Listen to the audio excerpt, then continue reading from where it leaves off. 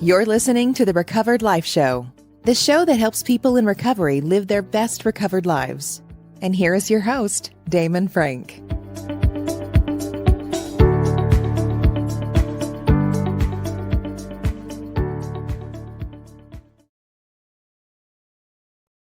And welcome back to the Recovered Life Show. It is Monday, June 6th, 2022. How you doing, Kristina Dennis? I'm doing wonderful, Damon Frank. Monday fun day, right? We get a We do-over. love Mondays at Recovered Life. You know, we always do our This Week in Sobriety thing together on the Recovered Life discussion. So, guys, join us there if you're not doing that on Clubhouse. But I love Mondays because it, well, let's be honest about this, actually. Okay. I love Mondays for the opportunity that I have another week, right, in recovery. Yes. But sometimes I feel like, oh, here we go again. Yeah, I get it. And that's why that Recovered Life discussion is so awesome, because we get to set our intentions. So it isn't, here we go again. It is like, oh, I have things to look forward to. I love it. I really do. I used to think people were full of it when they said they love Mondays. But the more I change my perspective, the more I stay in gratitude, the happier I am. Absolutely. You know what? Gratitude is what it's all about. I'm grateful that I'm here with you today. We've got a great show ahead of us. We're going to be talking about healthy and unhealthy dependency and recovery. So hold tight. We're going to dive into that in just a second.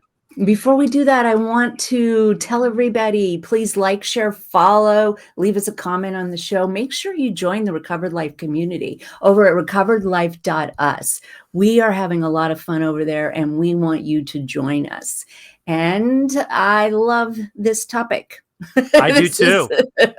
This is one of my favorite ones. And I think sometimes it can get lost when we're maintaining just physical sobriety. And, the topic is unhealthy and healthy dependence in recovery. And boy, do I love some of the confusion around that, right? Have you ever had a relationship with enmeshment, Damon? Tell the truth. Yes, absolutely. And you know what, several times. And, it's a very tricky thing because, like you say, that everybody who is in recovery doesn't realize that they're probably a codependent when they first get in. And of course, all codependents, I think, have a problem with enmeshment. Wouldn't you say? Everyone. And it's so prevalent in our relationship. And let me just define enmeshment. So enmeshment means that you are connected at a level that you don't have any autonomy yourself. And that's a fancy way of saying that you think that what other people do or don't do affects you at a level that you can't operate, right?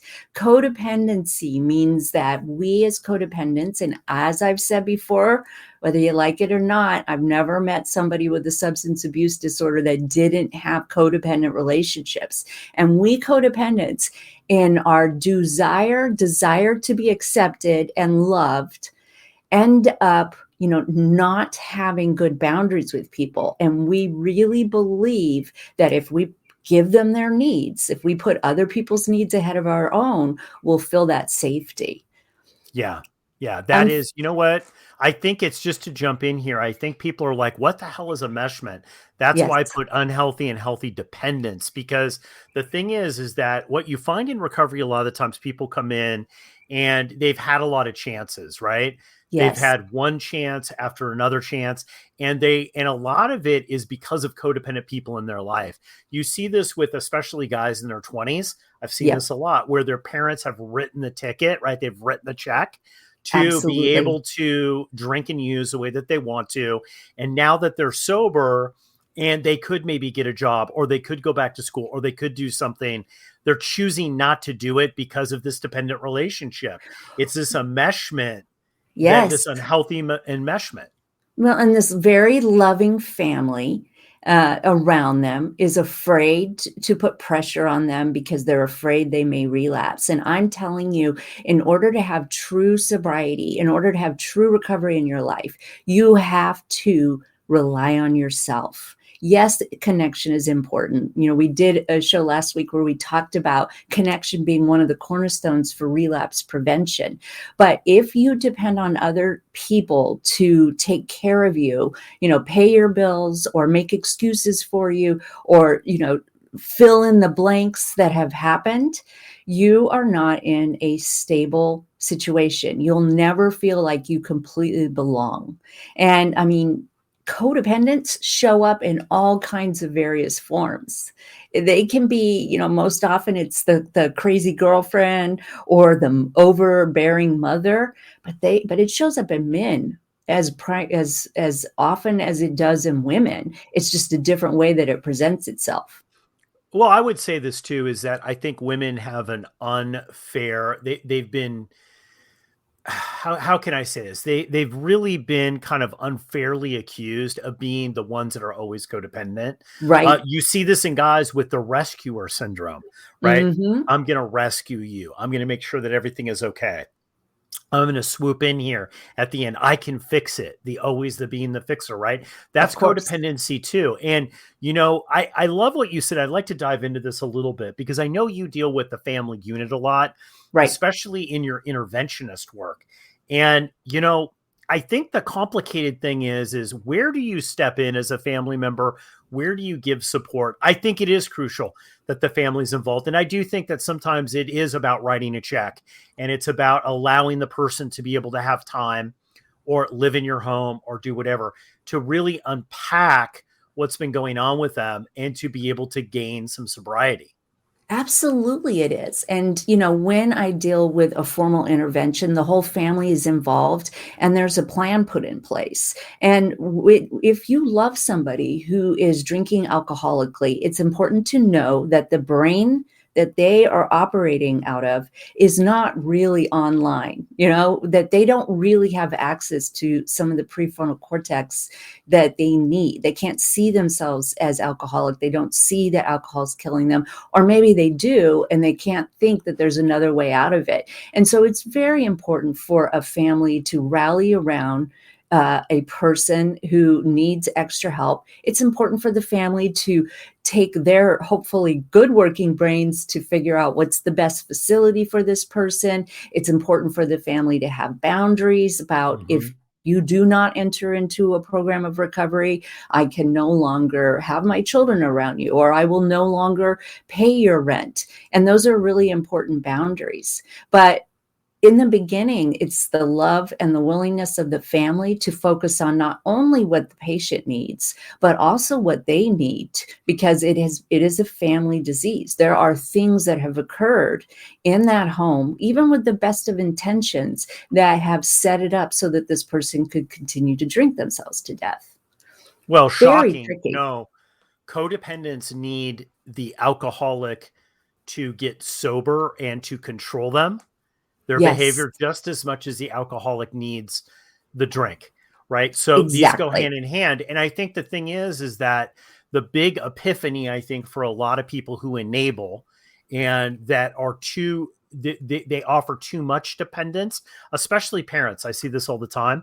And I think as a parent, I totally get it. I would not want to see my kids suffer at all. My parents didn't want to see me suffer when I went through it. But there is a line, right? Like where the patient has to help themselves. Like, there's a big meme going on Pinterest right now. It's like, about weak men, about, and when they say men, they just mean manhood. Like they just mean people in general, right? Okay. It's about hard, about soft times make soft men, hard times make hard men, right? Like, so like people who can actually do it. The thing is that if you never allow the person to be able to step up and to fail and to create their own fortitude, I'm just going to use the word fortitude, that they can do it, what you're really doing is you're putting all these strings on how the person's going to be able to stay sober and what they're actually going to be able to do in their life. And that's much smaller than if they were able to take accountability for their own actions, step up and start working on their own recovery plan. Well, and I think that's healthy. That's a healthy connection and a healthy relationship. You can't prepare the path for the child. You have to prepare the child for the path. And the term that pops into my head when you describe this kind of relationship is we're actually teaching learned helplessness. Right? We're actually telling this person with our codependent patterns and our codependent, manipulation that they somehow are not up to the task, that they don't have what it takes to become a grown-up, a person who actually is able to handle life on life's terms. And these failures, these mistakes are really exactly what that person needs in order to grow their self-confidence and to connect with the people that can actually help them. Yeah. You know what? I called it, I see this so much. I really focus on high performance coaching. I do a lot of stuff for people, business people and things like that. And, what I found is somebody said, well, you know what? It's so much easier for people with a higher net worth or celebrities or whatever to stay sober. I'm like, that's BS. It's harder for them to stay sober. And the reason why is because they have options. And the thing is that they have way too many options, right? And so the problem is the truth, what I call the truth with the capital T. It's like, you can't stop drinking. Like, you could say all this other stuff, but at the end of the day, you can't stay sober, right? That's much more apparent if you don't have resources in a support group. Because you end up on the street, whereas opposed to a celebrity or somebody who's high net worth, they have a longer burn factor where they can manufacture bringing people in their life that depend on them financially, or they depend on them, right? To be able to prop up an illusion that they can drink like other people. Right. And they fill in the blanks. They don't let us alcoholics, suffer from natural consequences that would give us the indication that this is a problem. The more we learn about alcohol, the more we realize that even moderate drinking is not healthy for the person. And so, I think that will come a point in time where, and this might shock people, but they'll look at drinking like we look at smoking now, where we understand that it's actually quite dangerous for the human body to consume gasoline, basically. But there is something about the culture of drinking and that desire as a family member or a good codependent to not let the person fall. And it's because we're trying to protect our own pain. Like you said, it's painful to watch somebody suffer. So we can't deal with our own pain. So we go in and we fix things so that that person doesn't have the opportunity to grow into who they can become. Yes, giving people the dignity to be able to fail on their own terms, right? To be able to learn on their own terms it's destructive, and I've realized in my life where I've done that. I was telling in past episodes that I had business relationships where I would prop up a certain person I had for years. I would prop them up. And what was really happening is it was to myself. I was trying to make myself feel good, but really that was a destructive thing. I should have never have let that happen because it went beyond the boundaries of what really was healthy. Well, and it is a lack of acceptance, isn't it?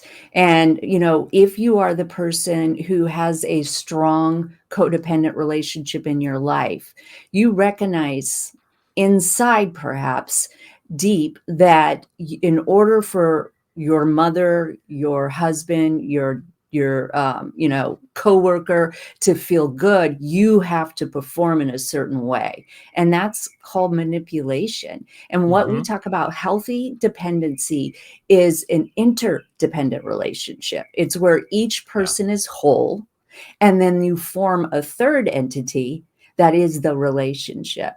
And that is really what we need to shoot for. I'm going to get on a little soapbox here, Damon, and I know part of your history has to do with the entertainment business, but we do such a disservice when we romance codependency.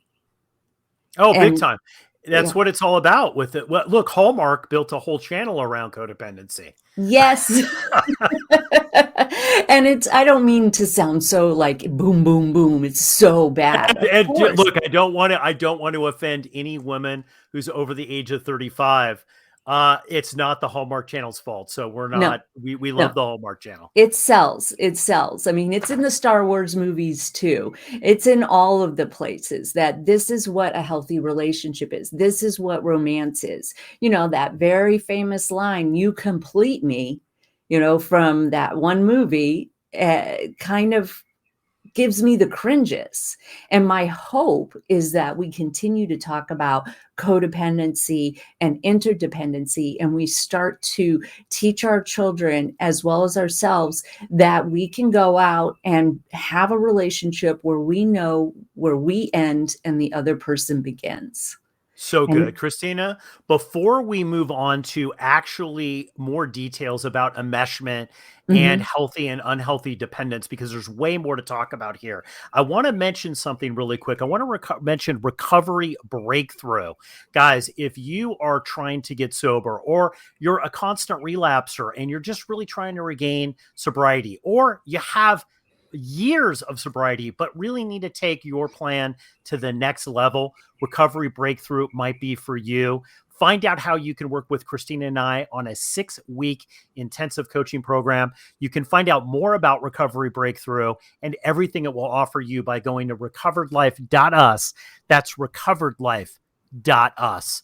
Kristina, getting back to this intermeshment, what are some of the signs that people see when they might be in a really unhealthy, dependent relationship?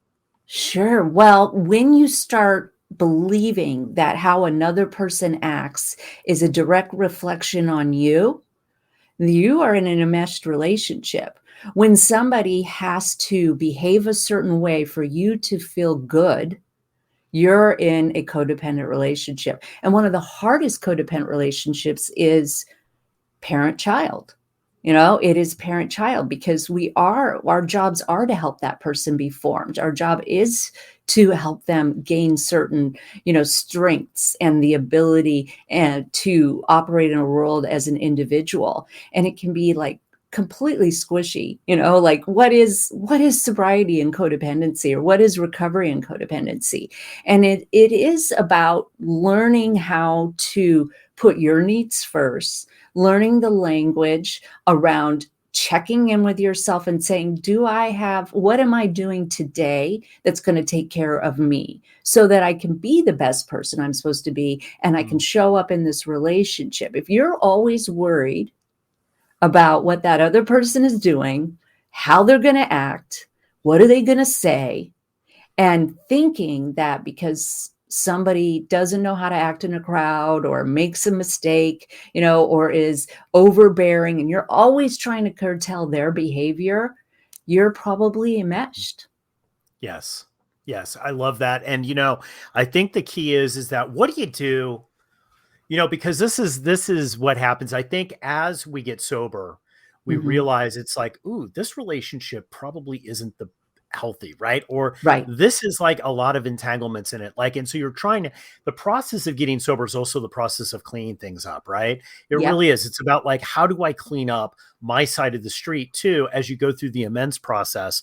What's one of the things that you can do to help not get in these or to clean these up? I mean, I'm going to throw out one that I knew, I had a great relationship with my mom. And when I Mhm. got sober, they were shocked. I'm going to be honest with you. They were shocked. They had no idea I was good at hiding. They had no Wow. idea that it had gone this bad. Right. And Mhm. one of the things I needed to do was not have them save me. So I needed a little distance between them. And I think that they maybe took offense to that by a little bit, but Gotcha. I needed to take a little, I needed to put up a little bit of a boundary, is to say, no, you know what? I'm going to focus on this myself. I'm going to do what I need to be able to do to get sober and to be able to stay sober long term. And yeah, I'm having a relationship with you, but my relationship is not really about you saving me.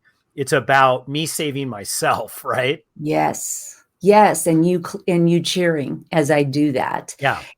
Every relationship when you enter in recovery is going to change. And the more that your loved ones also look into recovery programs for them and support groups, the better everybody is going to be. So it's an understanding, which is really, really scary for, let's say, a loved one when their person starts to become sober. It may be the very thing that they wanted all along, but then this person's a little different. And they're like, wait a minute, I didn't know that you were going to have feelings, and I didn't know that you were going to be angry and that things were going to bother you all of a sudden. So it is that B word, the boundaries that you set for yourself, your own time, and you set within the relationship, which is, I can listen to what you have to say without getting emotionally involved to the point that I can't operate. Yep, absolutely. And where we see this a lot too is the whole dating thing. And I think this is one of the reasons why getting into long-term relationships in the first year or so of recovery is such a bad idea, because Right? it's there. I believe that people are like magnets to herself. Like, Of it's course. more about trauma bonding a lot of the times than it is an actual relationship, right? Oh, it so is. And I'm really glad you brought this up, because a lot of times when I work with couples, it's really easy to think that this is their problem. And if they just got sober, everything would be okay. This is because of their actions. And what I tell every couple is, no, no, no, no. You have just as much trauma. You have the same issues, maybe just the flip side of them, the flip side of the coin of control and not accepting life and thinking that this person has to behave a certain way. You're actually probably acting out without the crazy juice. Yes. So Yes. this idea that you think that this is about them is where we get into, shaky ground. Anybody who's Yeah. in a relationship with an alcoholic needs to look at their own behaviors as well. Yes, absolutely. I mean, I think that the key is it's so important to have people in your life that can help you walk through this, right? Because the thing is that I found, what's very evident about alcoholism and drug addiction is you're taking a drug Mm-hmm. or you're coming off of a drug or alcohol. With codependency, it's a little trickier, Yeah. because if you don't have good boundaries, and maybe you come from a home that had codependency or dysfunction or alcoholism, it's kind of hardwired into you. So you mentioned Hollywood, like, you complete me and all this stuff. Mm-hmm. Like, to many people, that's going to sound very healthy. Oh, how romantic, how great. Right. That's how relationships are going to be. That's hell. If you need somebody else to make you a full person, you probably shouldn't be married or dating them, Anyone. right? Like, Anyone. anyone, like, now, and people who have gone through recovery listen to that and they're horrified. But many people who don't identify as alcoholics will listen to that and think that is so romantic. Right, right. I still remember the Twilight series and taking a friend's daughter who was 13. And there was a line in the movie where he said, "You're like heroin to me." And she thought that was the most romantic thing. I mean, she literally repeated it to me. And I was like, no, that's not truth. That is not truth. That is wrong. That is not okay. But, I still like a good romance. It's this idea that somebody else is going to fill us up or make us a whole person, that really where we go wrong. We have to be able to be whole in ourselves, and we cannot expect somebody else to make us feel okay. I'll give you a flip side, a male kind of version of this, where I've worked with clients before that said, I'm not okay until I make that phone call to my wife and she's okay, then I know I can be okay. It's not his wife's job to make him feel okay. It's his job. And the other person, the one who maybe is having a bad day, has the right to have a bad day. And that's very tricky to kind of sift through. So, what I always tell people is you start focusing on your needs, not Yeah, not in a selfish way, not above other people's needs, but you start taking as much time as you would focusing on how you can be helpful to somebody else, and start doing it for yourself. You make it your absolutely. responsibility. It's your responsibility. Well, you know what? One of the things that I always see is it's a total warning sign that there's some weird, unhealthy dependency, is Mhm. that when people won't put on their own life jacket, before they put on the life jacket of someone else. And Right. you'll see this, and and I gotta say, you'll see this in moms a lot, where Very they'll go, much. no, I could never do that. Even if I had the time and money, I could never do that because I have to do this first, right? And the thing is it's super unhealthy. And what you're really teaching the kids and what you're really teaching the people around you is how you wish to be treated by the way that you treat yourself. Right. And this is something that I've learned, right? Like, give people the dignity also to be able to be independent and make their own decisions. Absolutely. That's the difference between taking a hostage and someone volunteering to be in relationship with you. I have to say, in my own recovery, in sobriety, in physical sobriety, I had a habit of taking hostages in relationships, which means that I would grab onto them. I would supply all of their needs. I'd twist myself inside out to be attractive and accepted by this person because I had a huge fear of abandonment. And then I would be resentful at them because I was doing all these things. And didn't they know? Didn't they know that I was giving myself 100% to this person? They didn't ask for that. I mean, look, Yeah. there are some relationships where you have a narcissist, and we've done shows about narcissists and codependence and how dangerous that can be. Talk about trauma bonding. But in most cases, a healthy person will understand that they're being asked to do something that they never wanted to do. It's this invisible contract. Yep, absolutely right. Guys, this is such a great topic to dive into, especially if you've got a year or two under your belt, right, of recovery, and you're really looking at how to make your best recovered life, finding out where you might be codependent, finding out these healthy and unhealthy dependent relationships in your life, sifting through these, taking action on them is what it's all about. Kristina, I want to mention here before we end the episode about recovered life discussions. We've got 4 amazing discussions that you can jump into. I know that people listen to the podcast. We replay them here on the podcast, and they're wondering, Damon, Kristina, how can I be a part of this really great group? Well, listen, guys, we meet on Clubhouse every Monday through Thursday at 9 a.m. We've got all different kinds of discussions, and you can find out all the details by going to recoveredlife.us. If you go to recoveredlife.us, you'll see the whole schedule of all the different shows and content we create and how you can participate. Kristina Dennis, final thoughts on these codependent, healthy and unhealthy relationships. It's worth it. It's worth it to do the work. When you show up authentically you and somebody returns the favor by showing up as authentically them, you can have a real relationship. Absolutely. Guys, Monday, June 6, 2022, this episode is in the can. We'll see you next week or next time on the Recovered Life Show. Thanks so much. All right. Keep the conversation going. Join Recovered Life, a community of like-minded people who are looking to live their best recovered lives. Membership is free, and you can apply at recoveredlife.us.